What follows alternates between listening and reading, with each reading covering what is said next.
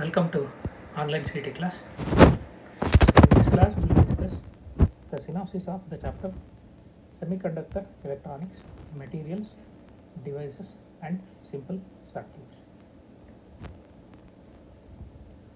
So first coming to semiconductor devices. So they are called solid state devices. So semiconductors are the class of materials whose conductivity lies between those of conductors and insulators. Their behavior lies exactly in between that of conductors and insulators. They don't have very good conductivity like conductors, or neither they are not so bad conductors as insulators. So their characteristics lie in between.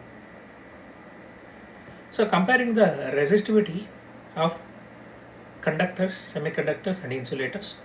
So conductors have resistivity of the order of 10 power minus 2 to 10 power minus 8 ohm meter.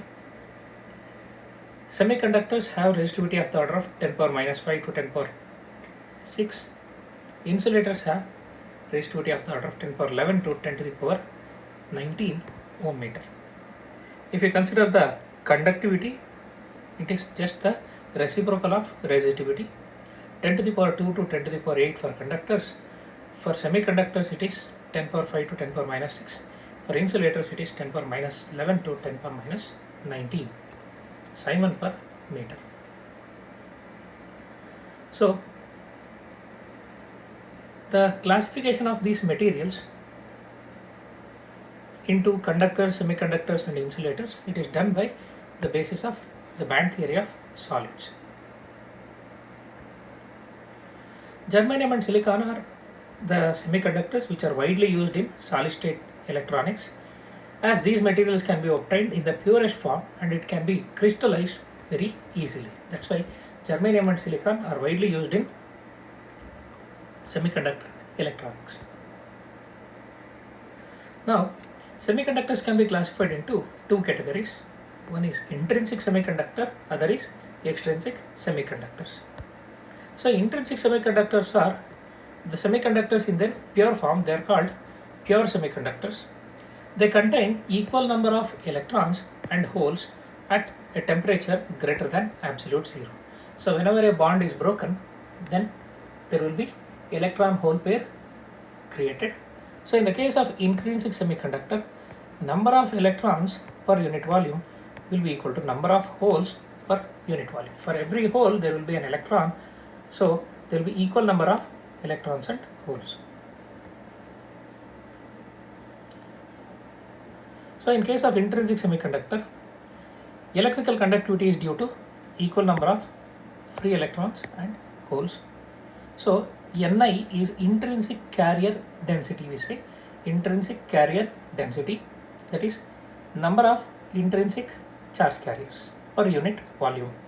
So this is number of electrons per unit volume, this is number of holes per unit volume, all of them are equal. So if you consider a semiconductor in pure form, it is said to be intrinsic semiconductor. That means you take silicon or germanium alone, so there is nothing extra added to it. That is called intrinsic semiconductor. But intrinsic semiconductors have very low conductivity, that's why they find very less application. So in order to enhance the electrical conductivity of a semiconductor, we go for a different class of semiconductor called extrinsic semiconductor. So in order to increase the electrical conductivity of a semiconductor, you have to increase the temperature. This is one way in which you can increase the conductivity, or either you should increase the population of holes or you should increase the population of electrons, so that one will become majority, other will become minority. If whole population becomes more than the electron population, then the kind of semiconductor we obtain, we call it as p-type semiconductor. If electron population is greater than the whole population, then we get n-type semiconductor. So these kind of semiconductors are called doped semiconductors or impurity semiconductor or extrinsic semiconductor. Now these extrinsic semiconductors are impure or doped semiconductors. The number of electrons and holes are not equal in these semiconductors. There are two types as we have mentioned, p-type and n-type. Let us see one by one. N-type semiconductor is obtained by adding pentavalent impurity to the pure crystal of silicon or germanium like phosphorus, antimony, arsenic or bismuth to the intrinsic semiconductor. So if you add any one of these impurity in traces to a pure semiconductor, you will get n-type semiconductor. So because of this, the number of free electrons is increased, hence the majority carriers are electrons, so Ne will be greater than Nh. Electron concentration will be greater than hole concentration. So such a semiconductor we call it as n-type semiconductor. Coming to p-type semiconductor, it is obtained by adding trivalent impurity. Trivalent means acceptor impurity, electron accepting species. Donor impurity means electron donating species. Acceptor impurity means electron accepting species. So adding element like aluminum, indium, boron, gallium, so these are trivalent impurities to a intrinsic semiconductor. So because of this, number of holes will be greater than number of electrons, resulting semiconductor we call it as p-type semiconductor. Now notice one thing, both p-type and n-type semiconductors are electrically neutral. Don't get the notion that n-type is negatively charged, p-type is positively charged. It is electron concentration, the whole concentration that will be greater, not the electron number itself. That is one thing. Another thing is the added impurities, you are adding phosphorus atom, you are adding aluminum atom. So atom that you are adding is electrically neutral. Before that crystal was electrically neutral. So the resulting is also electrically neutral. And for any intrinsic or extrinsic semiconductor, Ne into Nh is equal to Ni square, where Ni is intrinsic carrier density.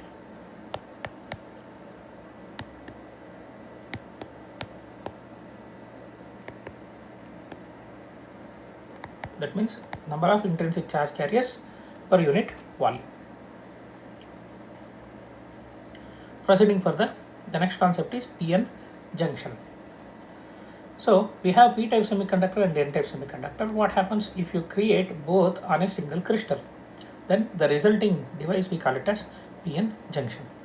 So when you consider a p-n junction, there will be p-type on one side, n-type on other side. In between there will be what we call it as charge depletion region. So there will be metallic contact at the ends for electrical connections. So this will be anode, this will be cathode. So circuit symbol for p-n junction is this. So the junction formed between p-type and n-type semiconductor is called p-n junction. A junction without any external voltage applied across it is called unbiased p-n junction. If no battery is connected to it, it is called unbiased p-n junction. Now this kind of p-n junction, it is characterized by three things. One is the junction potential of the order of 0.1 to 0.3 volt. So at the charge depletion region what we have here, so there will be junction potential developed. So it is of the order of 0.1 to 0.3 volt. And there is charge depletion region as we have seen. Then a strong electric field across the junction. Since there is potential difference across the junction, there will be strong electric field also. Now when you connect p-n junction to a external circuit, then what we get is a biased p-n junction. So connecting appropriate voltages to the appropriate terminals with appropriate polarity to a device is called biasing. So there are two ways to bias a p-n junction. So p-n junction has two terminals, that's why it is called diode. It has two kinds of semiconductor, one p-type, one n-type. There are two regions, that's why it is called diode.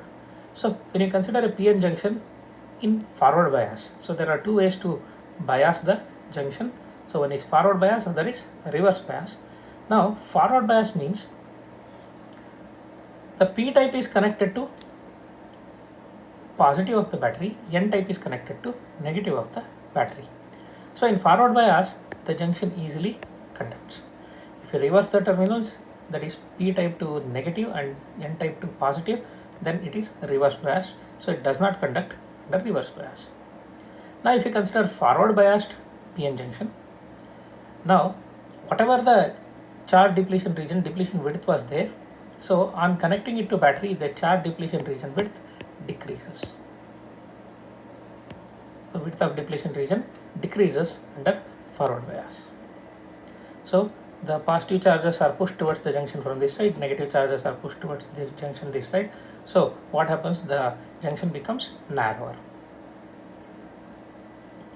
So this is the graphical representation of the barrier potential. So when there is no battery connected, barrier potential is this much. Now when you apply battery with low voltage, so barrier potential decreases. That means no more number of charge carriers can cross the junction. Now if you apply high voltage, then it reduces to this. So as you increase the bias voltage in forward bias, the barrier potential goes on decreasing.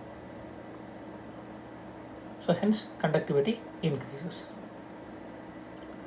Now when it is in forward bias, a diode offers negligible resistance. Ideal diode should offer zero resistance, and it behaves like a closed switch, and here external voltage opposes the junction voltage. External voltage is against the junction voltage. Polarities will be opposite. That is what we can see in a forward biased PN junction. If we consider reverse bias, so in reverse bias, the P type is connected to negative of the battery, N type is connected to positive of the battery. So junction barrier width increases. So barrier width increases means potential difference across the junction increases. So here this graph represents the variation of potential with bias potential. So without battery, the potential junction potential was this much. Now with battery, it actually increases. So you need more energy to cross the junction. So in reverse bias mode, PN junction does not conduct. So in reverse bias, diode offers very large resistance, ideally infinite resistance.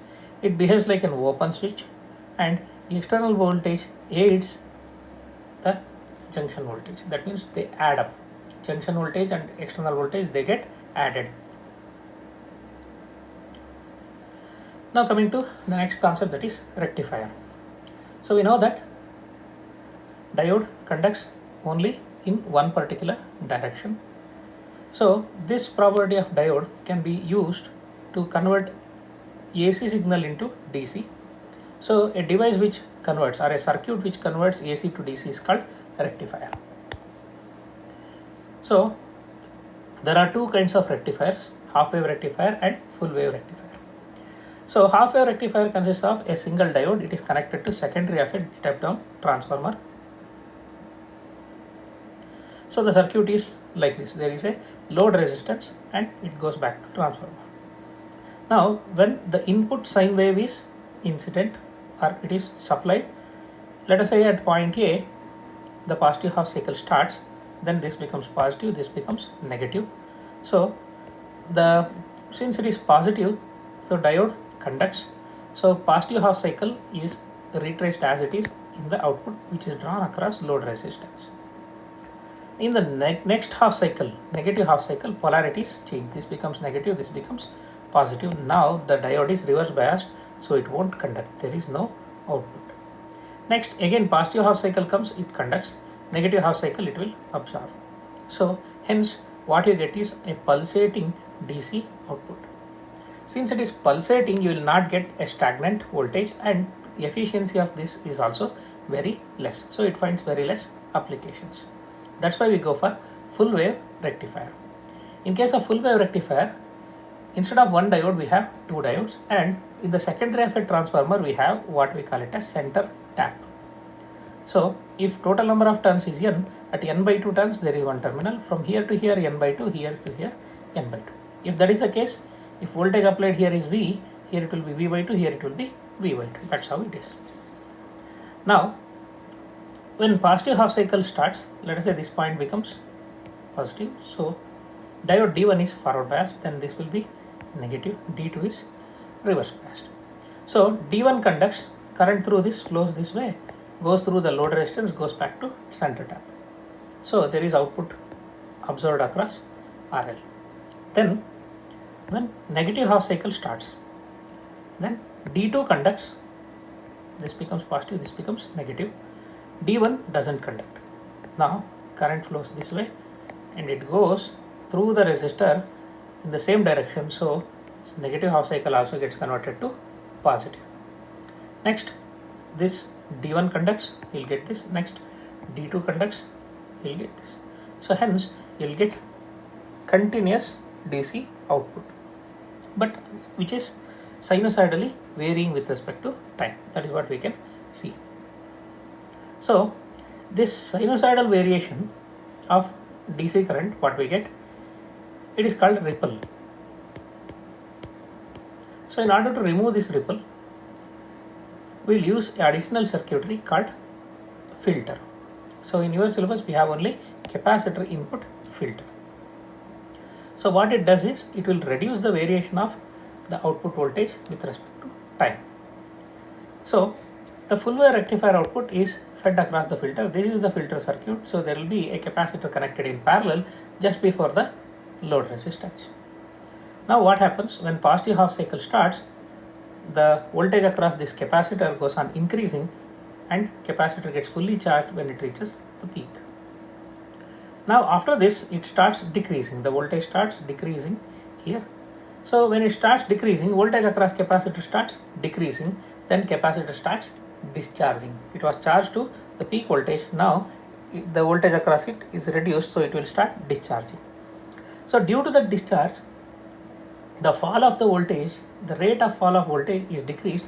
So instead of coming along the original path, it goes along this particular path. So before this cycle ends, the capacitor is completely discharged. Again it gets fully charged.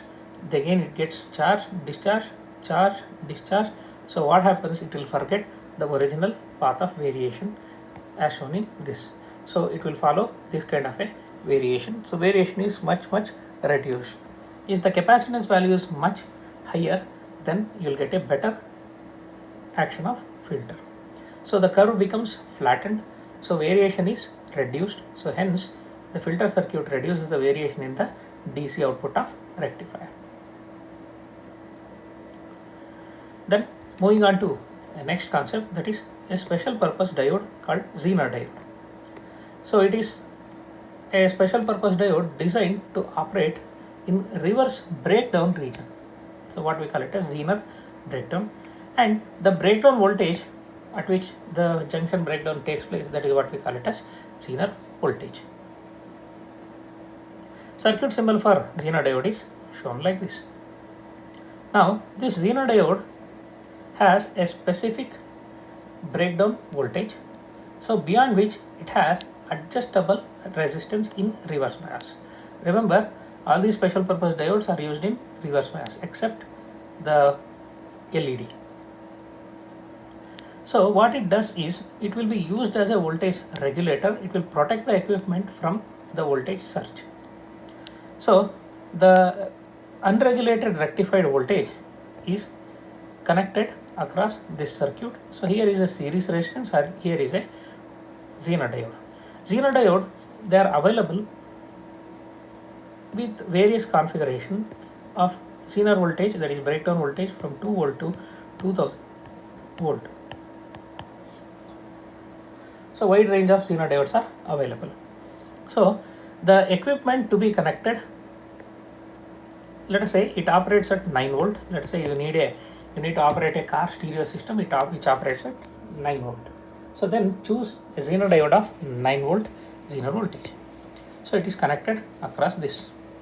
Now when the voltage, this Vi, is less than the Zener voltage, then there is no breakdown. So this is already reverse bias. So current through Zener diode becomes 0.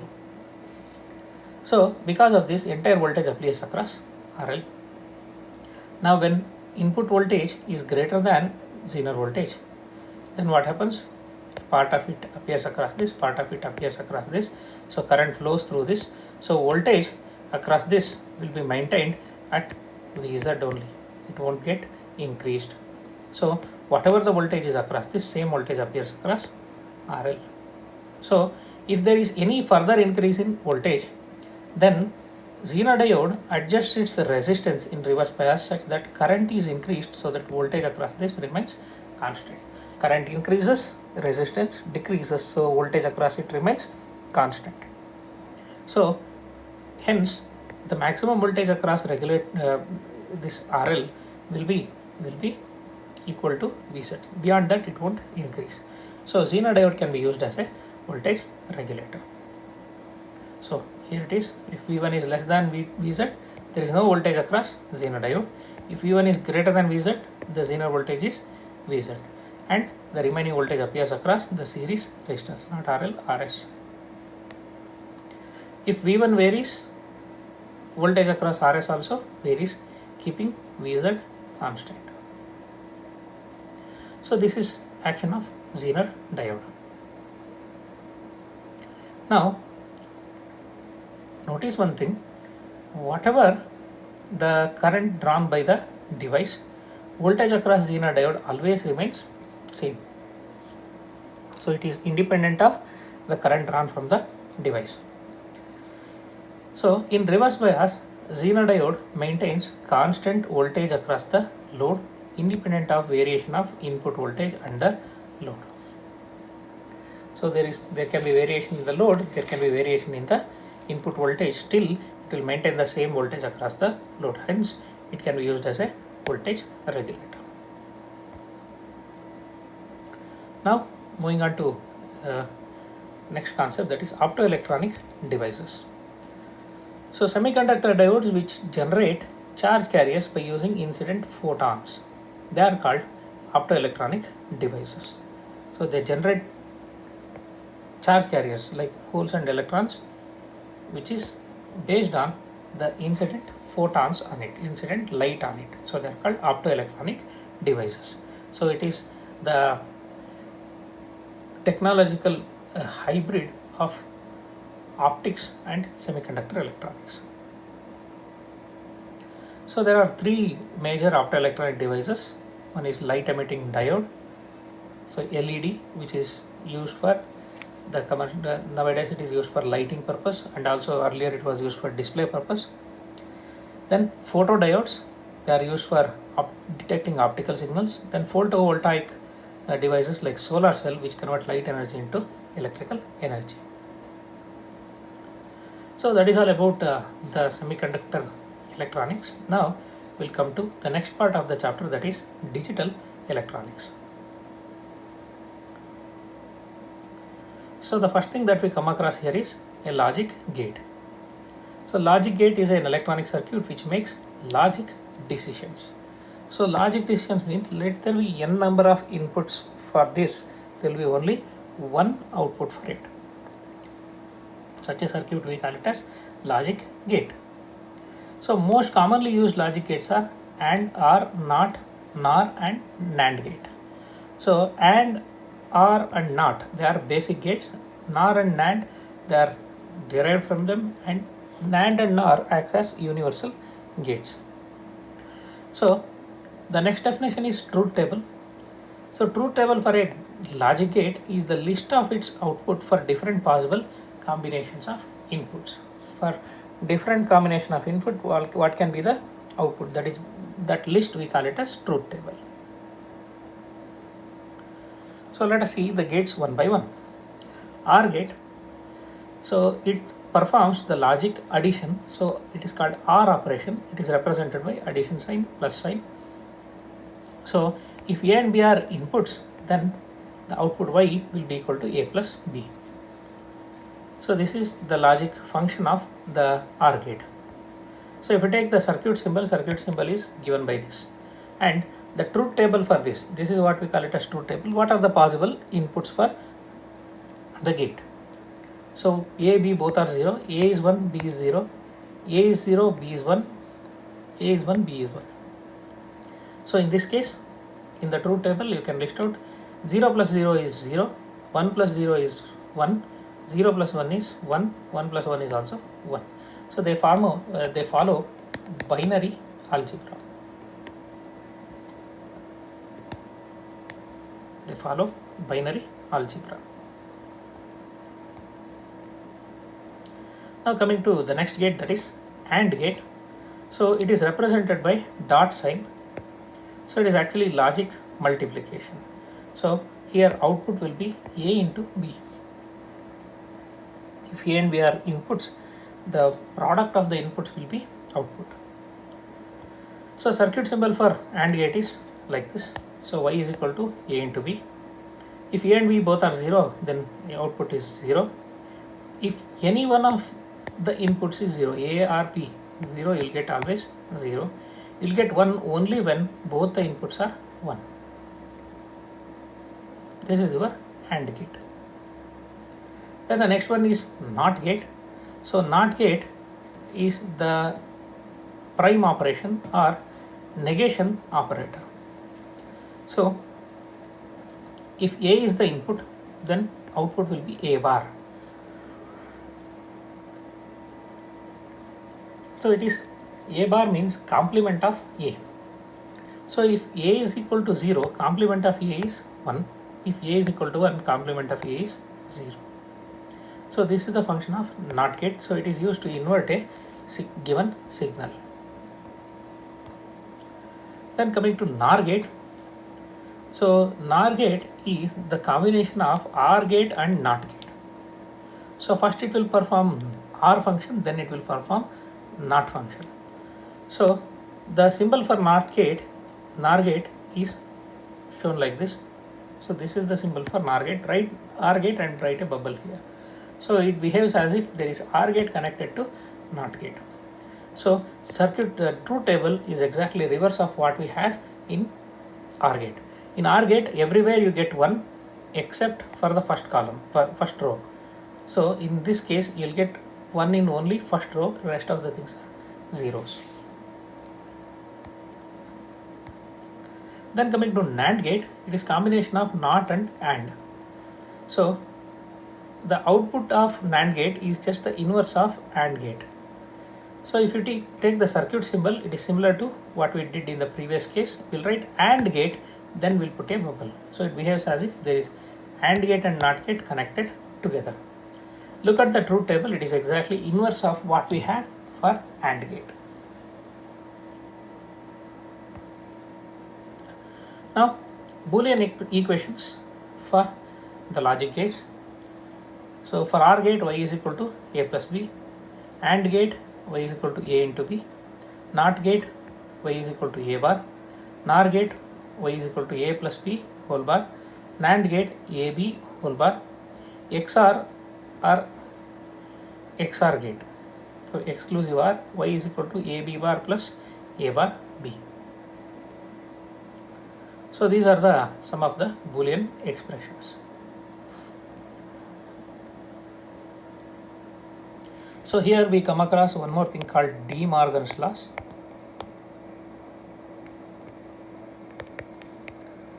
So according to De Morgan's laws, A plus B whole bar is equal to A bar B bar. AB whole bar is equal to A bar plus B bar. So these are called De Morgan's laws. So a logic circuit can be used to simplify a Boolean expression, or a Boolean expression can be used to simplify logic circuit.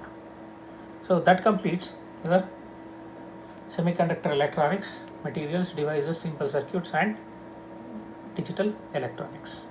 Thank you.